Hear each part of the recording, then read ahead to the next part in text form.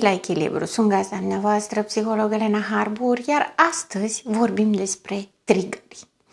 Sunt convinsă că ați mai auzit acest termen de foarte multe ori. Pe de altă parte, ce înseamnă acest termen și de ce este folosit atât de des? Este un lucru care este cunoscut mai puțin la amplitudinea și valoarea sa. Când vorbim despre un trigger, în psihologie în mod special, vorbim despre un element care poate să fie absolut orice.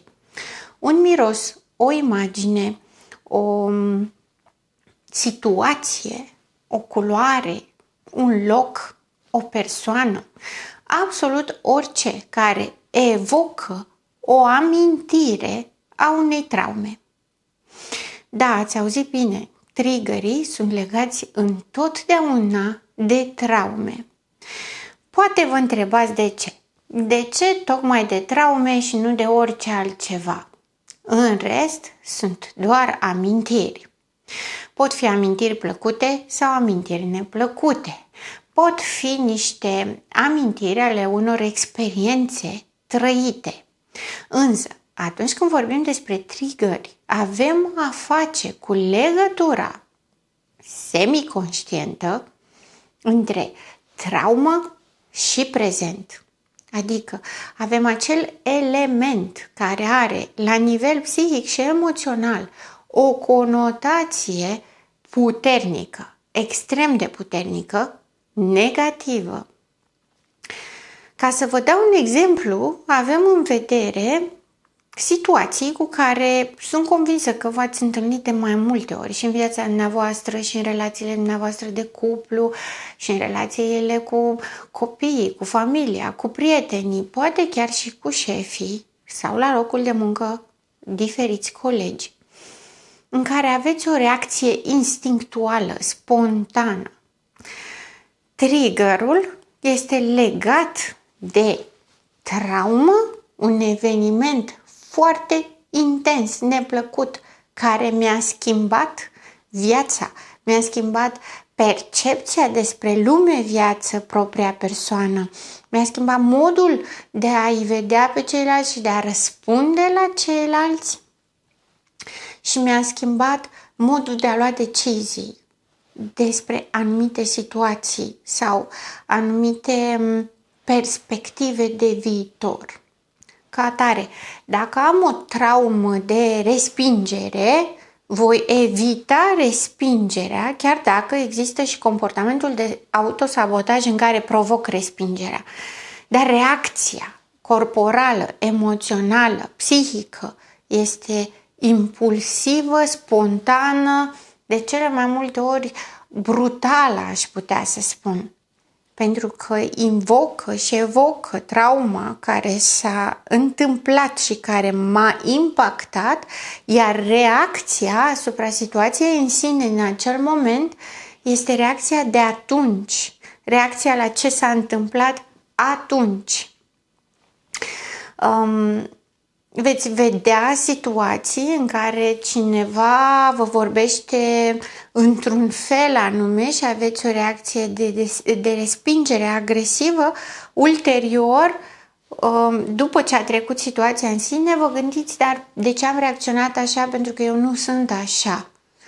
Dar vă aduceți aminte că în momentul acela, reacția aceea, ați mai trăit-o, ați mai avut senzația aceea, sentimentele acelea, repulsie, dezgust, agresivitate, frică, poate chiar ură, într-o situație anterioară în viața dumneavoastră care s-a repetat și pe care nu o mai suportați. Și atunci aveți exact această reacție în momentul acela, deși dacă după aia, când s-a descărcat tensiunea, uitându-ne la situație, nu era nevoie neapărat să reacționați așa. Acela este triggerul. Este un element care face legătură între trecut și prezent. Dar este mai mult decât atât. Este o reacție incontrolabilă. Este o reacție foarte puternică, este foarte amprentată emoțional care de cele mai multe ori este dezadaptativă de la situația în sine. Adică vedeți că cineva se apucă și țipă într-o situație în care nu s-a întâmplat practic nimic deosebit, doar a fost o mică eroare sau o mică neînțelegere. Este clar că a avut un trigger. Triggerul este... Avem parte de trigger, de aceste reacții în mai multe situații. Poate să fie ceva care evocă exact trauma pe care am avut-o înainte sau poate să evoce ceva fără de care noi nu putem să trăim. Adică întotdeauna triggerul este legat de ceva care ne-a impactat. Rare ori, extrem de foarte rare ori, triggerul este pozitiv. Mi-a plăcut foarte mult nu știu ce și mă duc și caut să păstrez și să primesc din nou. Se întâmplă chestia asta, doar că asta este un comportament cognitiv asumat, adică o simt în mine, mă duc magnetic, ca și cum aș fi controlat de altcineva, însă mă duc din plăcere, gândesc, vreau, tânjesc după asta. Ăsta este un comportament care se întâmplă în adicție, în care asocierea dintre factorul trigger este asociat cu o plăcere și ca atare am un comportament mai mult sau mai puțin automat și mă duc către. Persoana care creează adicții sau care dezvoltă adicții a avut o trăire foarte intensă negativă pe care a reușit să o liniștească, să o calmeze. Singurul mod prin care a reușit să obțină o plăcere mai mare decât partea negativă, compensatoare, cumva a venit ca o salvare în acel moment, într-o substanță chimică sau o persoană, pentru că am mai vorbit și o să mai vorbim, o să fac și o ediție vis-a-vis de dependențele emoționale, dar în general dependențele sunt legate de obiecte, pentru că obiectele sunt controlabile, non-reactive, la totala noastră discreție și control. Ca atare, de obicei, dependențele sunt legate de obiecte.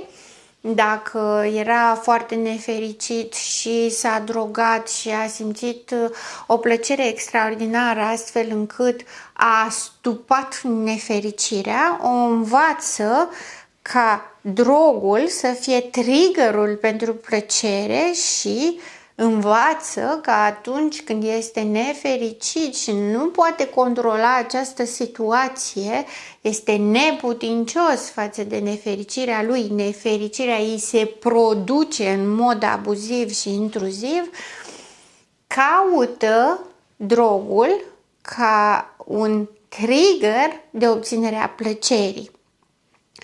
Bineînțeles că pe termen lung nu funcționează, însă cumva este asociată tot ideii de trigger în sensul în care se duce către compulsiv. Compulsiv nu se poate abține, nu se poate adapta la nivelul la care se poată găsi alte soluții compensatorii și sau măcar complementare.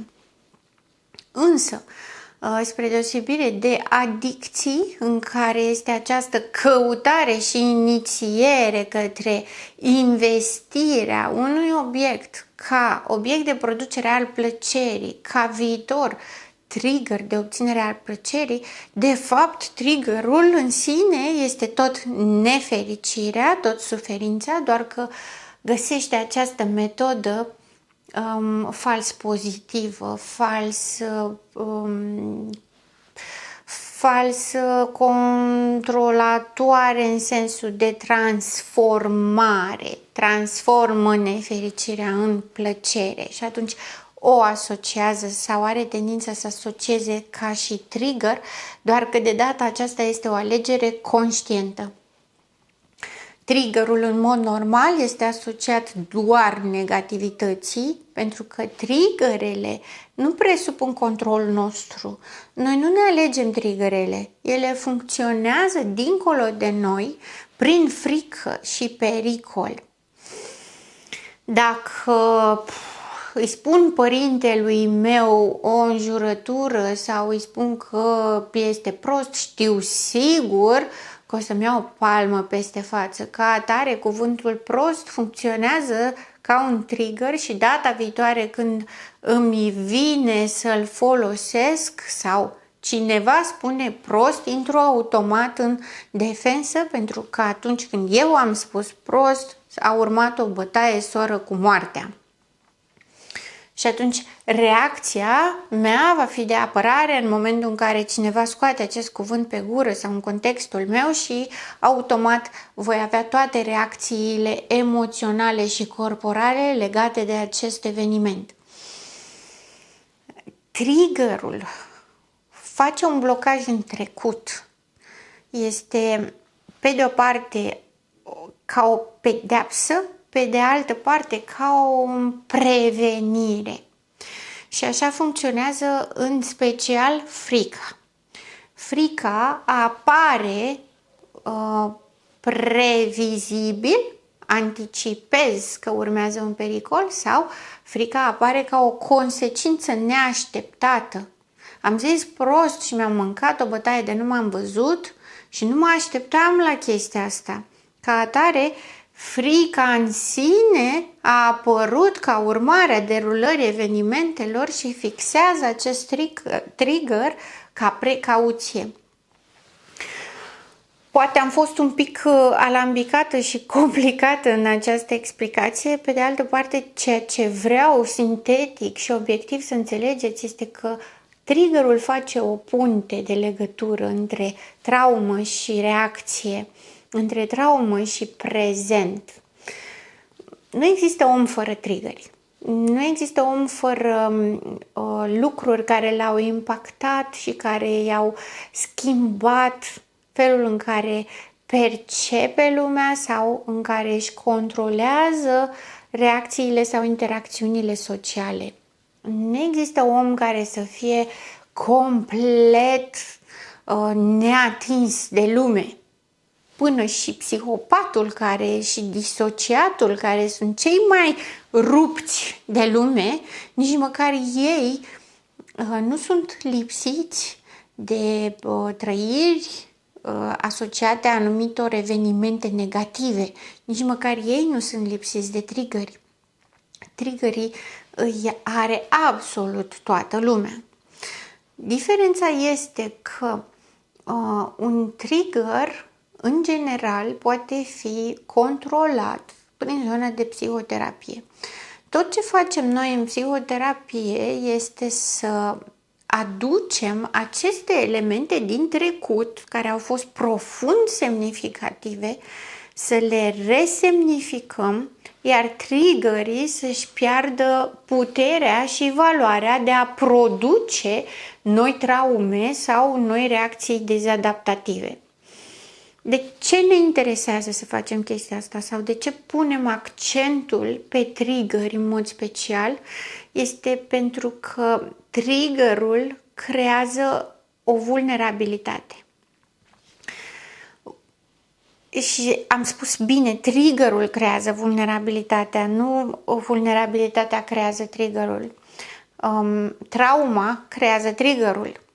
Însă prezența triggerului în viața unui om creează o vulnerabilitate în sensul în care oricine altcineva din jur care vede o reacție de tip trigger sau o reacție la un trigger, mai precis, știe că acolo este un punct de atins.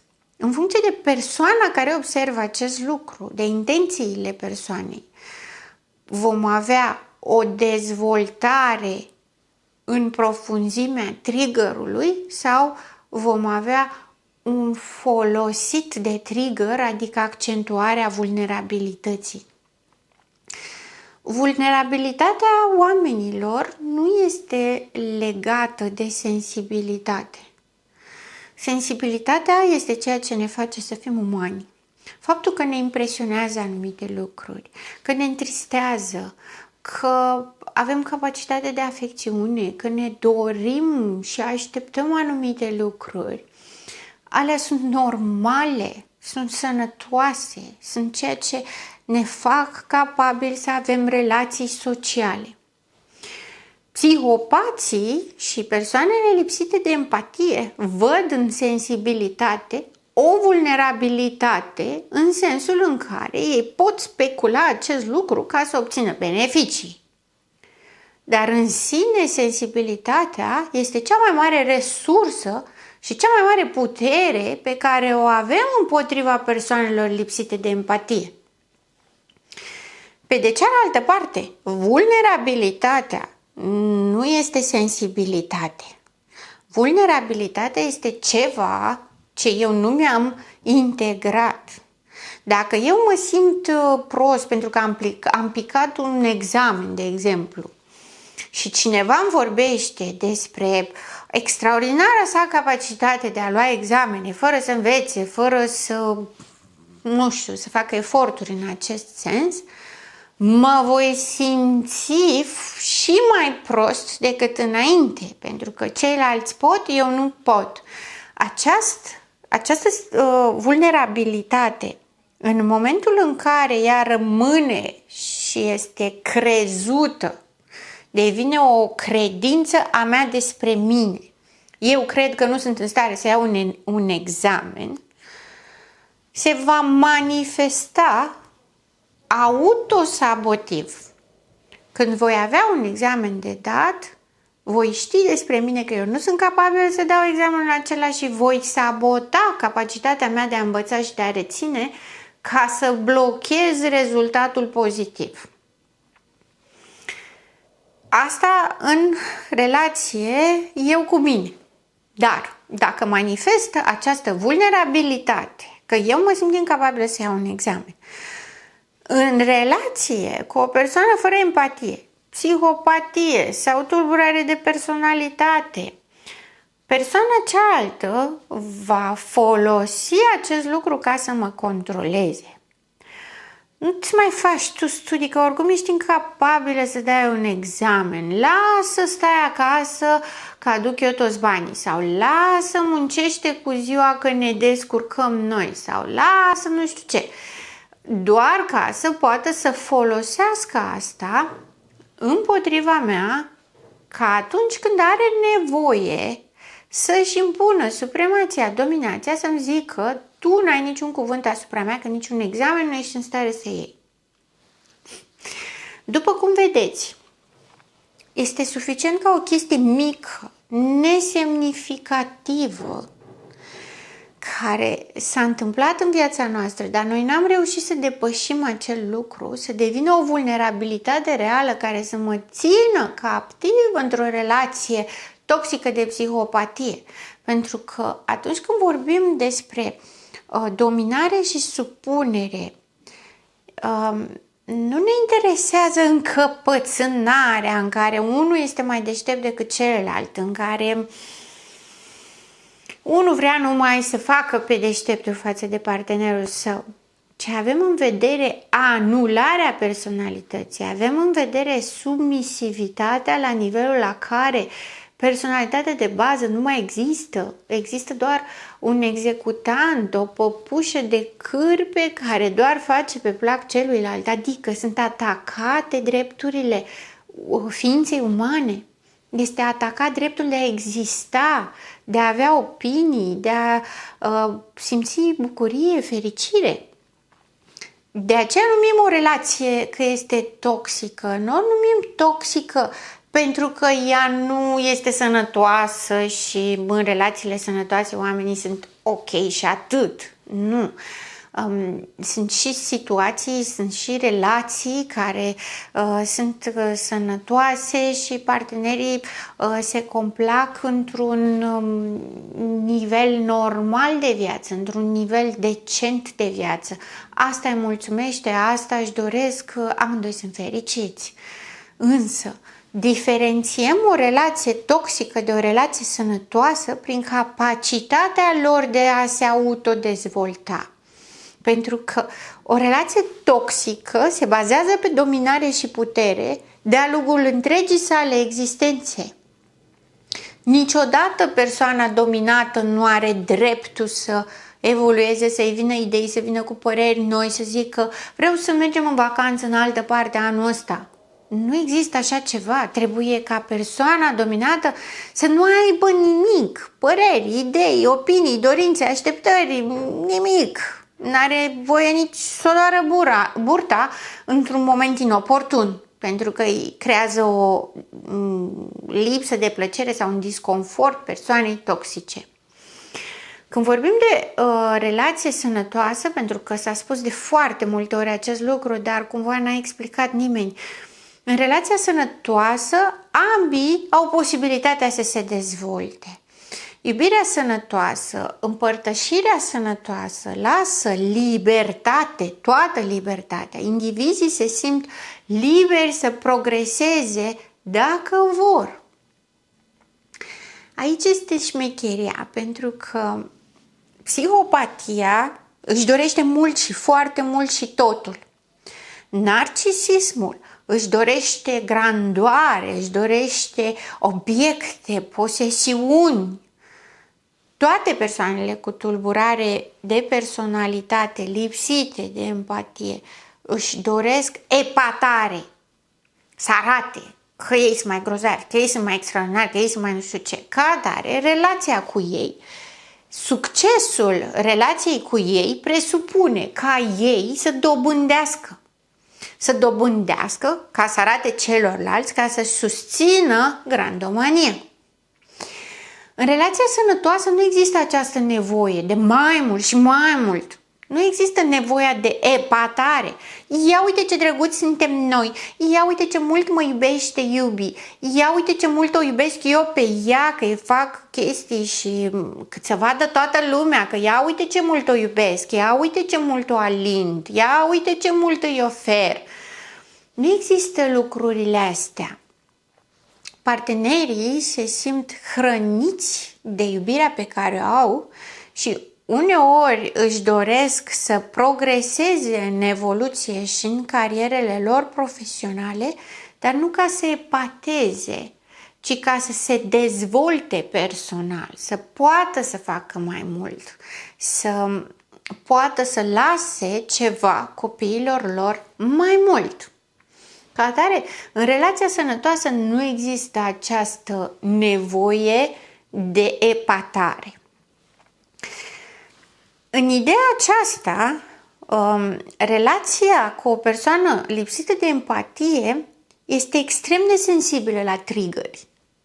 Pentru că psihopatul, narcisicul, obsesiv-compulsivul, histrionicul, pentru că nu au empatie și nu pot să simtă cealaltă persoană, ei folosesc un scanner. Scannerul este bazat pe triggere. Ei provoacă și tatonează în permanență ca să afle noi triggere. Ating triggerele ca să vadă cât de bruscă, de negativă și de dezadaptativă e relația, ca să-și dea seama cât de mult destabilizează persoana.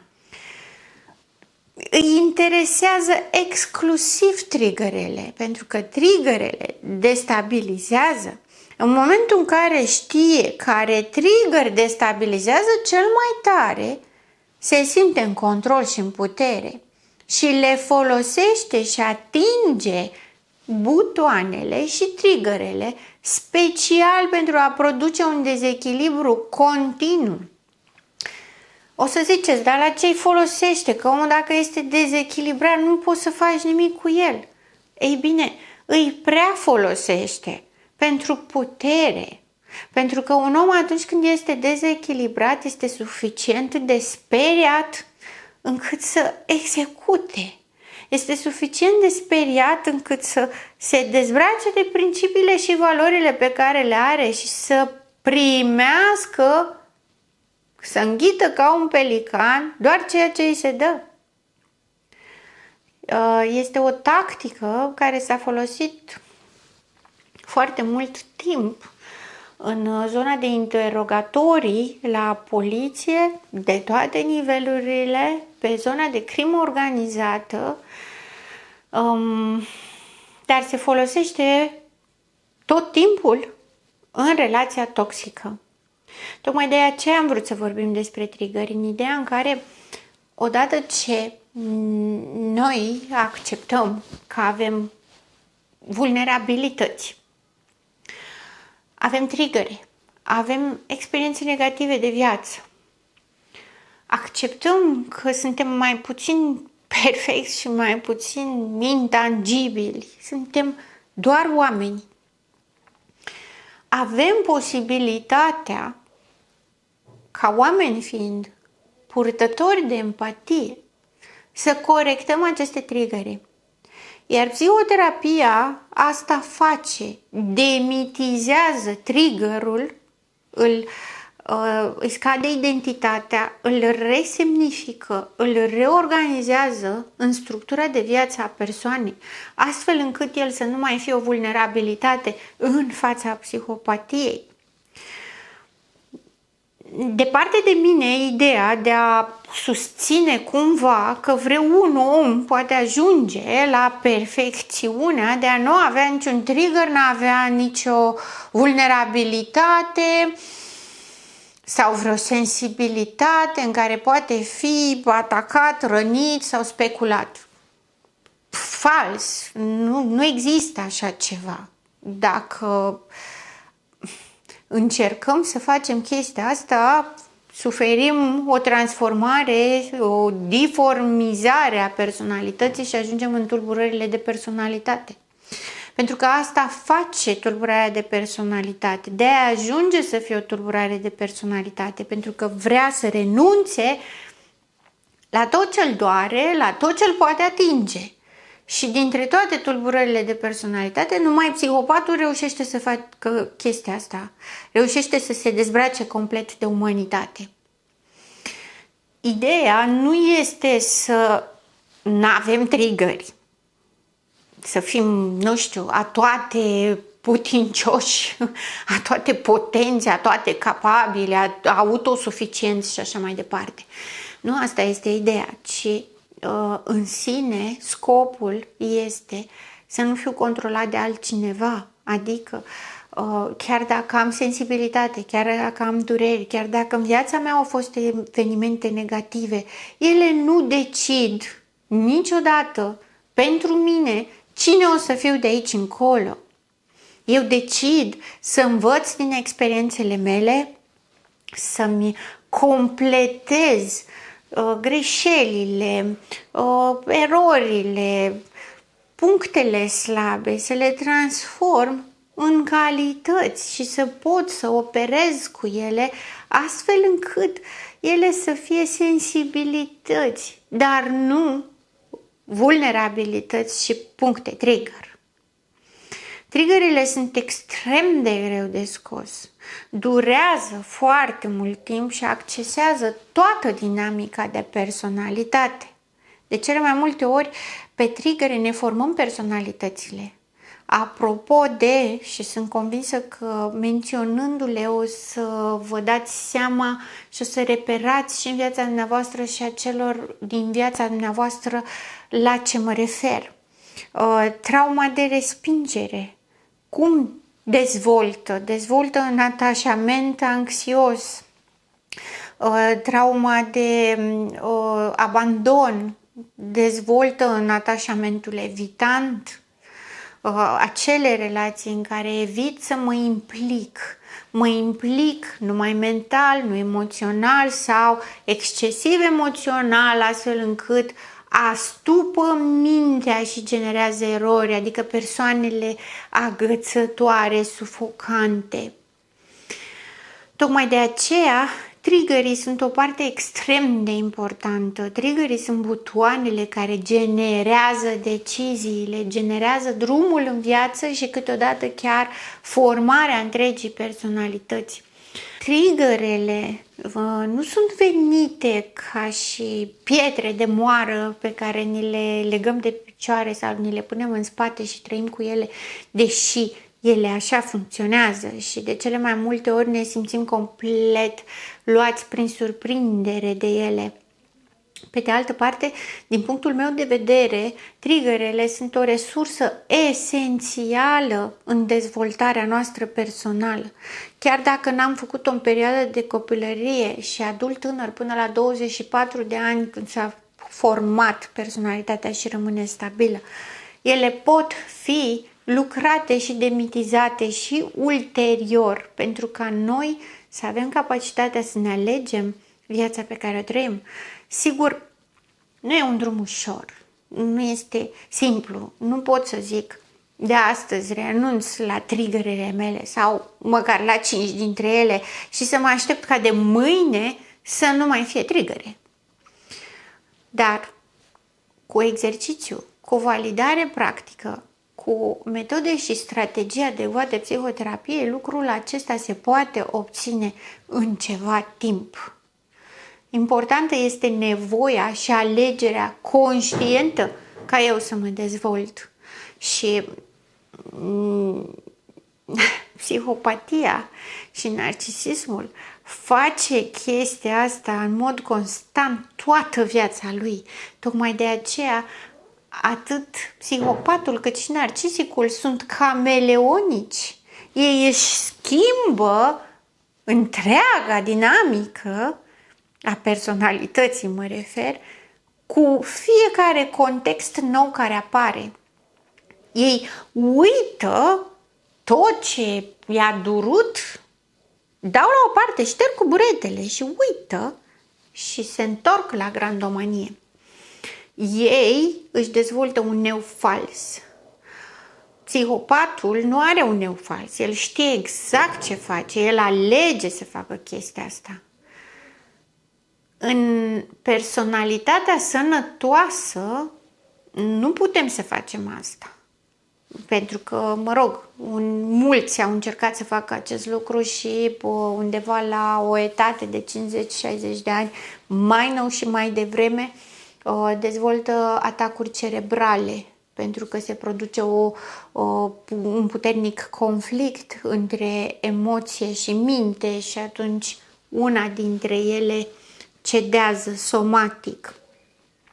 Însă ele pot fi armonizate cu scopul de a trăi o viață calitativă și cu scopul de a nu trăi o viață în submisivitate și în frică. Pentru că suntem născuți să iubim și să fim iubiți, nu să fim persecutați și nu să fim folosiți. Iar pentru mine asta este cel mai important lucru. Sper că și pentru dumneavoastră. Sunt gazda dumneavoastră, psiholog Elena Harbur, și până data viitoare, rămâneți în echilibru.